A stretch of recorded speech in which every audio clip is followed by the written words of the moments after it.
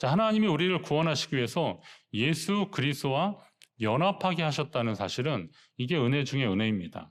우리 하나만 보면 도저히 자격도 안 되고 능력도 안 되는데 하나님은 우리가 그리스도 예수 안에 있게 하심으로 주님과 동격으로 여겨주셨다는 사실, 이게 정말 참 놀라운 겁니다.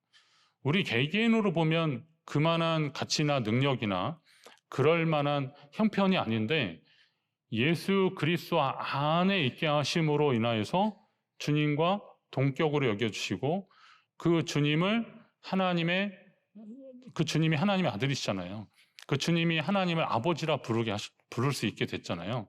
부르시잖아요. 그러니까 우리도 주님 닮아서 주의 자녀 삼아 주신 것이고 하나님을 아버지라 부를 수 있도록 해 주셨다는 겁니다. 이 참 놀랍잖아요. 여러분이 누구 안에 있습니까? 나는 아직도 죄를 지은 아담 안에 있는 사람입니까? 아니면 하나님이 생명을 주신 예수 그리스도 안에 있는 사람입니까? 아담 안에 있는 사람은 죄 가운데 있는 사람이고 그 사람은 하나님과 분리된 사람입니다. 그러나 우리가 오늘 예수 그리스도 안에 있을 때 비로소 하나님과 함께하는 자가 된다는 사실을 믿으시기 바랍니다. 그리고 그리스도 예수 안에 있다는 것은 그분의 이름으로 산다는 것입니다.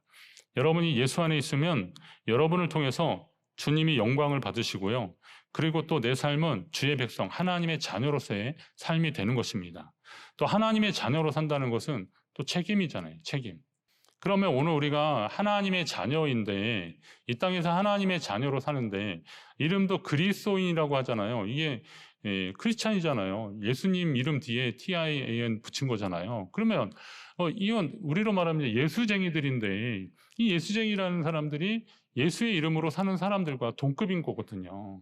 그럼 예수님이 어떻게 사셨을까 생각을 해보면 우리의 말과 행실에 더 책임이 있어야 된다는 거죠. 이 땅을 살면서 좋은 성도는 좋은 시민이다. 제가 가끔 계속 말씀을 드리는데 이거 잘 좀 새기셔야 됩니다. 왜 이런 말씀을 드리냐면 오늘 우리가 하나님의 자녀됨에 대해서 감사하면서도 하나님과의 관계만 잘 되면 다 끝나는 줄 아는 거예요. 사실은 맞긴 맞는데 그러나 하나님과의 관계만큼이나 이 수직적인 관계만큼이나 수평적인 관계도 잘 가져야 되는데 그게 하나님 백성다운 삶의 모습이라는 겁니다. 그럼 우리가 또 이렇게 살아가게 되는 이유가 있는데 그건 뭐냐면 은혜고 믿음이기 때문에 그렇습니다. 하나님이 우리에게 주신 여러분이 예수 그리스도 십자가 은혜로 죄의 자녀에서 구원받은 빛의 자녀, 하나님의 자녀 되었음을 믿으시기 바랍니다. 그런데 이 은혜에 대한 정확한 이해가 있어야 이것이 얼마나 귀한지를 아는 겁니다. 그리고 그것을 지키기 위해서 우리가 어떤 노력을 해야 되는지도 우리가 가늠이 되는 겁니다. 보통 이런 도자기 보면은 요 밑에 이게 어디 건지 이렇게 한번 보게 되잖아요. 근데 그냥 시장에서 막 500원, 1000원 하는 그런 머그컵이 있는가 보면 그리고 딱 보면 이거 봐라 이렇게 생각이 드는 거였어요. 그러면 그때부터 어때요? 이걸 조금 더 소중히 여기게 되고 그럴 겁니다. 이 가치를 알게 되면 이것을 소중히 여기는 것이 맞는데 하나님이 우리를 구원하신 그 은혜가 얼마나 소중한지를 알면 오늘 우리도 이 은혜를 잘 유지하고 또 지키기 위해서 노력하게 되는 겁니다. 오늘 그 8절 말씀을 시작하면서 원문에는 헬라어 가르라고 하는 단어가 있는데 이거는 여기서는 생략이 됐어요. 이게 번역이 안 됐더라고요. 근데 이건 뭐냐면 왜냐하면이라는 겁니다. 왜냐하면. 근데 그 왜냐하면 하면서 앞에 있는 그 문장들을 잘 보면 하나님께서 우리를 함께 예수 그리스도와 함께 일으키셨는데 그리고 하늘에 앉히셨는데 이는 그리스도 예수 안에서 우리에게 자비하심으로써 그 은혜의 지극히 풍성함을 오는 여러 세대에 나타내려 하심이라. 이 말은 그냥 그거예요. 오는 여러 세대라는 것은 우리의 다음 세대뿐만이 아니라 오는 세대라는 것은 우리가 만나는 사람들이라고 보시면 돼요. 우리가 만나는 사람들에게 하나님의 그 은혜의 풍성함을 나타내려고 전하라고 전도하라고 하나님이 하셨다는 거예요. 왜냐하면 우리가 마땅히 그 일을 해야 되는 이유가 뭐냐면 하면서 8절 말씀을 보시면 되는 겁니다. 근데 왜냐하면 그건 뭐냐면 너희가 그 은혜에 의하여 믿음으로 말미암아 구원을 얻었기 때문인데 이것은 행위로 난 것이 아닌데 행위로 난 것이 아닌 것은 누구든지 자기 행위를 자랑하지 못하게 하려 하심이라 이런 겁니다. 이 말은 다시 말하면 하나님이 우리를 통해서 예수 그리스도의 구원의 은혜의 풍성함을 전하게 하신 이유는 우리가 그 은혜를 거저받았기 때문이다라는 이야기를 하고 있는 겁니다. 은혜를 거저받았다고 해서 이게 가치가 없거나 공짜는 아니잖아요. 근데 그거는 다시 말해서 어디서든 돈을 주고도 못 사는 것이기 때문에 더 귀한 것입니다. 그렇기 때문에 그걸 하나님이 우리에게 주셨는데 그것도 어떤 행위나 대가로 주신 것이 아니라 믿음을 선물로 주셔서 그 은혜를 경험하게 하셨다는 거예요. 이게 얼마나 놀랍고 감사한 일이겠습니까? 이게 하나님이 우리에게 주신 은혜가 바로 그 정도라는 것을 아는 성도들이라면 이 소중한 것이 우리 안에 이 소중한 것을 통해서 하나님이 하시려고 하는 일들을 더 잘 해야겠죠. 국가대표 선수들에게 비행기도 태워주고 그리고 무슨 올림픽이나 월드컵이나 이런 데 하면 축구 선수들 같은 경우 보니까 뭐 국가대표 선수들 전용 요리사들이 선수촌 요리사들이 다 같이 가가지고 막 음식 만들어 주더라고요. 그래서 왜 그런가 했더니 아니 거기 그 나라들이 올림픽이나 월드컵 하는 나라들이 뭐 음식이 없었겠습니까? 그런데도 우리 땅에서 난 거를 가지고 가서 먹이는 거예요. 왜요? 이거 먹고 힘내라고. 한국인은 밥심인데 그 파스타 먹어가지고 힘쓰겠냐. 그러면서 밥 해주고 찌개 끓여주고 부침개 해주고 막 그러는 거예요. 왜요? 그 사람들이 우리나라를 대표하는 사람들이기 때문에 그렇습니다.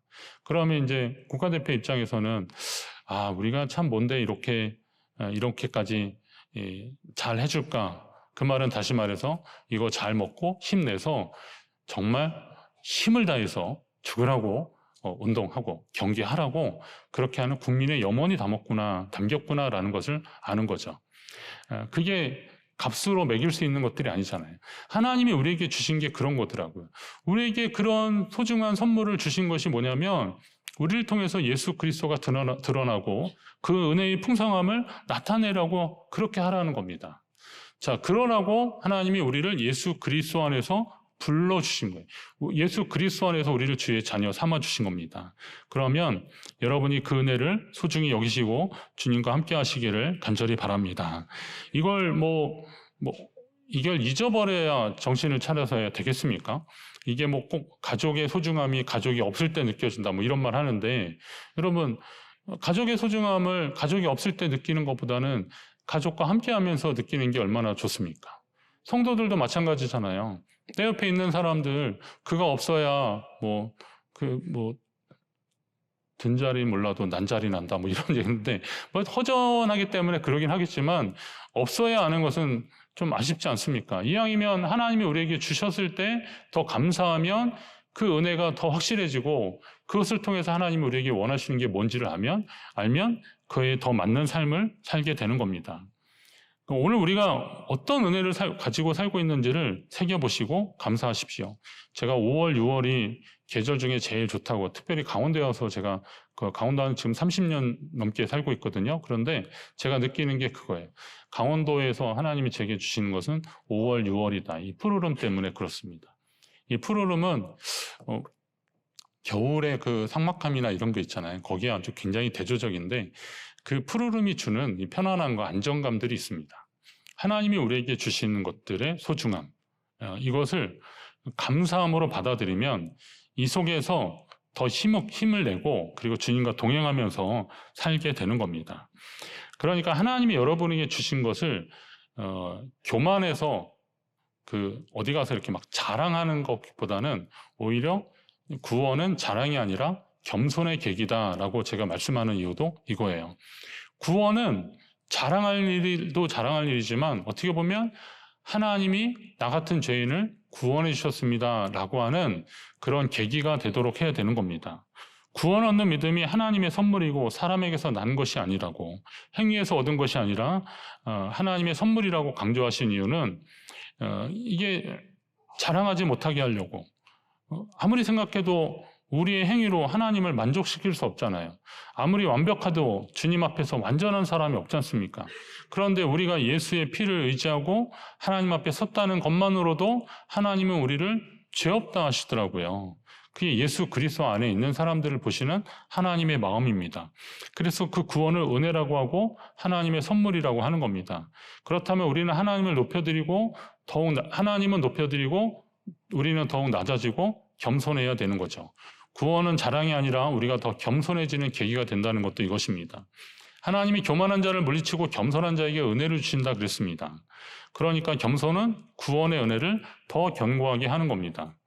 그런데 아직도 내가 예수 그리스도를 영접한 것이 그때 내가 그런 결단을 했더니 하나님이 내게 그 이후로 복을 주셨다 이렇게 하면서 하나님이 주신 것보다 자기의 그 결단의 행위를 너무 강조하는 그런 간증자들을 보면서 저분이 정말 하나님의 은혜를 체험한 사람이 맞을까 이런 생각이 들더라고요.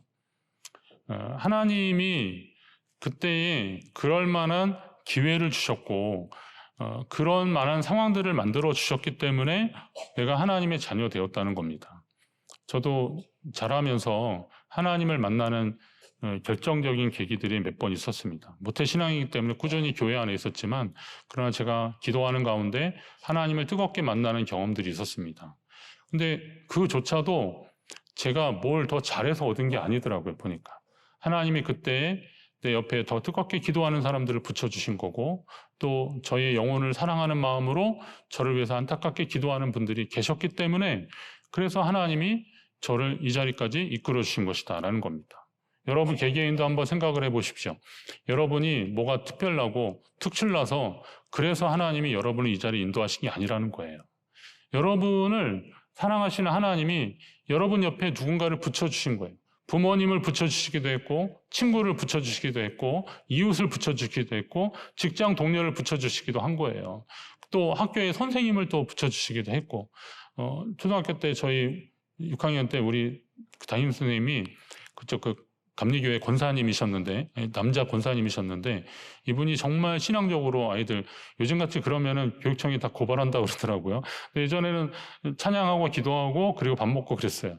근데 그 선생님이 그렇게 하는데 이게 강압적인 게 아니라 그냥 애들이 선생님 우리 오늘은 날마다 우리에게 이거 안 해요? 막 그래가지고 날마다 우리에게 그러고 선생님 딱 기도하고 밥 먹고 그랬는데 정말 행복했어요. 그래서 그 중에 어떤 애들은 그 선생님이 그 교회학교 선생님인데 인천에 그 도서관 옆에 감리교회 있거든요. 근데 거기를 가가지고 그 교회 다니는 애들도 있고 막 그럴 정도였다니까요. 그런 선생님들을 붙여주신 거예요. 얼마나 감사합니까? 얼마나 은혜입니까? 그렇다면 여러분들은 바울사도처럼 나는 그때 그랬어 라고 하는 내 개인적인 감정보다는 나는 우리 주 예수 그리스도의 십자가 외에는 결코 자랑할 것이 없습니다. 주님이 내게 그 십자가 은혜 주셨습니다. 그리고 누군가를 통해서 알게 하셨습니다. 그래서 제가 오늘 여기 있습니다 라고 하나님 앞에 감사하십시오.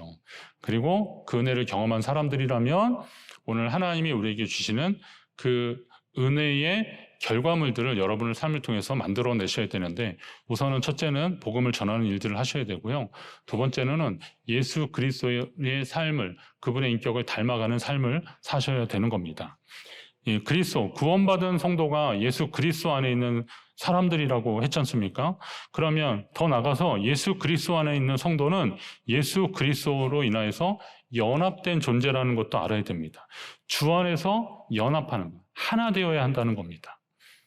예수 그리스도, 그분 안에서 내가 그 안에 있다면 여러분 모두는 우리는 교회 안에, 그러니까 우리가 교회 안에 있다는 것은 그리스도 안에 있다는 거고 그리스도 안에 있다는 것은 교회 안에 있는 건데 그럼 같은 교회 안에서 예수 그리스도로 인하여서 하나됨을 경험하는 사람들이 되어야 한다는 거예요. 그럼 여러분 한번 묻습니다. 여러분은 정말 하나이십니까? 나는 정말 하나 되고 싶은 마음이 있는 겁니까? 나는 하나 되기를 위해서 애쓰고 있습니까? 하나 되지 않고 그 하나 되려는 노력을 포기하면 속성상 우리는 주 안에서 서로 다투는 사람들이 되더라고요. 왜냐하면 우리의 본성은 그거거든요. 하나 되려고 노력하지 않으면 하나됨을 위해서 애쓰지 않으면 우리는 우리 안에 있는 죄의 가능성은 서로 다투고 미워하고 시기할 수밖에 없습니다. 이게 우리의 속성입니다. 목사님 저는 천성이 다른 사람하고 다투는 거 싫어합니다. 저는 아니요. 성품이 좀 좋은 분들이 혹시나 있을지 몰라도 이 본성이라는 것은요. 여러분 그거 너무 의지하지 마십시오. 그거 너무 의지하고 그러다가 실망하는 나를 보게 되는 겁니다. 어떤 분도 얌전하고 조용한데 한번 이렇게 폭발하니까 아무도 못 말리는 그런 상황들이 돼버리고 그런 걸 보게 됩니다. 제가 사역을 이제 한 30 몇 년 하면서 지방에서 그래도 그냥 이제 뭐 말하자면 여러 목사님들 중에서 선배님 소리를 듣는 사람 중에 하나거든요. 그런데 그러다 보니까 그 교회에서 어떤 분들이 이제 교회 문제로 가지고 저희 교회를 찾아오실 때도 가끔 있어요. 근데 이런저런 얘기를 들어보면 이게 본질적인 문제인가 이게 정말 그렇게 힘들어할 문제일까? 그분들께 죄송하지만 우리가 그렇게 하는데 시간을 허비하는 것보다는 오히려 그 시간에 주님을 더 찾고 은혜를 간구하면 하나님이 우리에게 채우시는 것이 훨씬 더 많을 텐데 하는 그런 생각이 좀 들었습니다. 여러분 만약에 송인남 권사님 지금 산부 계신가요? 예, 송인남 권사님 딸이 이번 주에 결혼을 하는데 요즘은 송인남 권사님 만나면 계속 웃을 겁니다. 예, 그리고 내가 차 한잔 사줄게 막 그럴 겁니다. 왜요? 좋은 일이 많잖아요. 좋은 일이 많으면 그렇게 사람들에게 친절해지고 그리고 기뻐하고 그러는 겁니다. 왜요? 내 안에 있는 기쁨이 충만하니까. 내가 예수 그리스도에서 인격적으로 변화되고 주님께 감사하면 내가 만나는 사람들은 사실 복된 사람들입니다. 여러분은 지금 수지 맞은 분들이에요. 왜 그런지 아십니까? 제 안에 예수님이 계시거든요. 여러분 수지 맞은 분들이에요. 저를 만나는 분들이 그런 예수님을 경험했으면 하고 그래서 저도 이렇게 말씀을 전하고 대화하고 그러는 거 아닙니까? 그런 삶을 살려고 하는 겁니다. 그런데 그분들 가고 나서 제가 한번 생각해 봤어요. 그럼 우리 교회는 좀 안전할까? 우리 교회는 정말 괜찮은가 생각해 보니까 괜찮지는 않을 것 같긴 해요. 왜냐하면 이런저런 이야기를 듣고 보면 좀 이렇게 다툼도 있고 미워하는 것도 있고 시기하는 마음도 있고 그런데 그거 괜찮을까 하는 생각이 들다가 제가 정신이 좀 번쩍 든 게 뭐냐면 그거예요. 우리 교회는 어느 정도 이렇게 규모가 있기 때문에 괜찮은 것처럼 보이는 거예요. 만약에 이 국에 좀 짜다 그러면 어떻게 하시겠습니까? 국이 짜면 어떻게 하면 돼요? 물을 좀 부으면 돼요. 예. 이렇게 소금 한 스푼을 넣는데 소금을 그냥 냅다 먹으면 이거 엄청 짠 건데 물을 막 섞으면 좀 그래도 간간해지는 거잖아요. 교회가 그런 곳이더라고요, 보니까. 나 하나로 보면 이제 짜가지고 그냥 입에 태태할 만한 건데, 근데 하나님의 은혜를 경험한 사람들 가운데 이렇게 막 있게 함으로 인하여서, 간간하네. 그것도 괜찮네. 이런 소리를 듣는 거예요. 그럼 생각해보면, 이건 사실 하나님이 굉장히 큰 은혜를 우리에게 또 허락하신 거더라고요. 나 혼자만 보면 짜증나고 화나고 그 인간하고 그냥 멱살을 잡아야 되는데, 그래도 예수 안에서 인격적인 그런 믿음의 변화가 일어난 사람들과 같이 신앙생활 하면서 그러면 안 되겠지라고 하는 어느 정도의 판단이 생기는 거죠. 그러면서 이제 어느 정도 이제 시간이 지나면서 해결이 되는 건데 그러나 또 말씀드리고 싶은 것은 이런 시스템을 너무 의지하지 마시라는 겁니다. 하나님은 주의 교회를 세우기 위해서 교회의 어떤 일종의 회복 탄력성을 계속 이끌어가고 계시긴 하지만 그러나 교회는 전체적으로 보면 그 은혜를 경험할 수 있겠지만 그 안에서 그 은혜를 은혜답게 누리지 못하는 사람들은 참 안타깝고 불행한 사람들이라는 겁니다. 모든 사람들이 은혜 받고 감사하고 기뻐하고 있는데 내 안에 그게 없다 그러면 하나님께 그것을 달라고 간구하며 사모하는 심령이 되어야 되는 거지. 그거를 가지고 만약에 계속 다툼 유발자가 돼서는 결코 안 된다는 겁니다. 주님은 우리가 주 안에서 하나 되어 서로 사랑하고 위로하고 격려하고 베풀면서 살기를 원하시는 겁니다. 여러분이 그런 성도 되시기를 간절히 바랍니다. 이제 인생의 본능에 충실한 습관을 좀 고치십시오. 본능은요, 우리로 하여금 다투게 하고 미워하고 시기하고 원망하게 하고 그리고 삐딱하게 보는 게 그게 본능입니다. 그러나 그런 본능보다 하나님이 우리에게 예수 그리스도를 주셨고 우리로 하여금 그 안에 있게 하셨으면 예수 그리스도를 통해서 예수 그리스도의 관점으로 세상을 보고 긍휼히 여겨주시고 또 사랑하는 마음을 주시는 거고 그 마음에 순종하는 것이 그것이 맞습니다. 아직도 내가 주님과 어느 정도의 관계를 맺고 있는지 잘 모른다면 사도 바울이 내가 그리스도와 함께 십자가에 못 박혔다라고 하는 이 고백을 좀 마음에 새기십시오. 내가 그리스도와 함께 십자가에 못 박혔다. 한번 따라할까요? 내가 그리스도와 함께 십자가에 못 박혔다. 이건 뭐예요? 나는 죽었다. 이거 죽었다. 나는 예수님과 함께 죽었다. 그러나 예수님과 함께 주님이 다시 살리셨는데 죽었다는 겁니다. 친구 목사가 그 무릎 다쳐가지고 수술을 하는데 그런 수술은 이렇게 허리 아래로 마취를 한대요. 그래서 진짜 감각이 없어서 신기하네. 그러면서 수술하는데 막 잉 돌아가고 막 하는 소리가 막 들리고 그랬는데 어느 순간이 지나니까 아프더래요. 그래서 선생님 저 지금 아픈 게 느껴집니다. 막 그랬대요. 그때 선생님이 또 그냥 계속 수술을 하더래요. 그래서 아프다고요? 아프다고요? 막 그랬더니 선생님이 다 끝나갑니다. 좀만 계세요. 그러는 거예요. 근데 아프다고요? 막 그러니까 선생님이 그거 살아있어서 그런 겁니다. 그랬더니 살아있어서. 그래가지고 이 친구가 그 얘기를 듣고서 그래 나 살아있구나 감사하다 막 그러면서 그냥 이를 꽉 물고 조금 있으니까 이제 끝났대요. 그리고 나서 막 마취 풀리고 진짜 풀리면서 너무나 아팠는데 그래도 그 선생님 생각이 계속 났대. 살아있구나 살아있구나. 근데 반대로 보면요 그거야.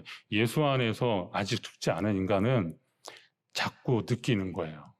미워하는 마음이 막 느껴지고 저 인간 하면서 이렇게 짜증이 막 느껴지고 그러면서 어떻게 하면 이거 한 방 먹일까? 아주 너 그렇게 말했으니까 너도 한번 이렇게 당해봐라 하면서 그냥 그걸 묵상하는 거예요. 묵상하는 거예요. 그래가지고 그 사랑하는 마음이 그 안에서 생겨나겠습니까?